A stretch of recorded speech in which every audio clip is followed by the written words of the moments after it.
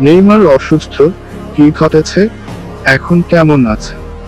নমস্কার, আপনি দেখছেন দি স্বয়ং শো। আজকের আলোচ্য বিষয় নেইমার অসুস্থ, কি ঘটেছে, এখন কি অবস্থা, সবই জানার চেষ্টা করব।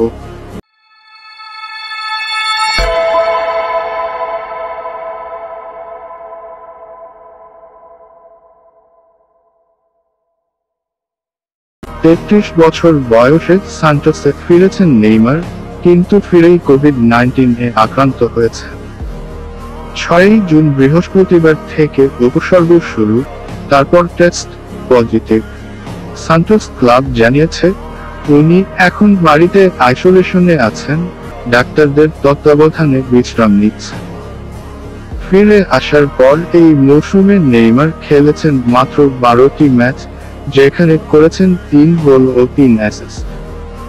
ইনজুরির কারণে অনেক ম্যাচেই ছিলেন অনুপস্থিত। বর্তমান অবস্থা, নেইমার এখনো ক্লাবের হয়ে মাঠে ফিরতে পারেননি।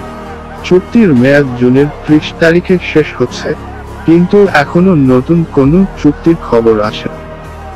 তার বাবা জানিয়েছেন নেইমারের লক্ষ্য 2026 সালের বিশ্বকাপে খেলা।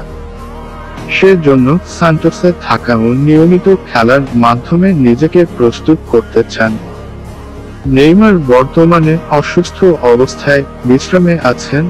তার ভবিষ্যৎ নিয়ে অনেক প্রশ্ন, কিন্তু আমরা আশা করি তিনি দ্রুত সুস্থ হয়ে ফিরবেন।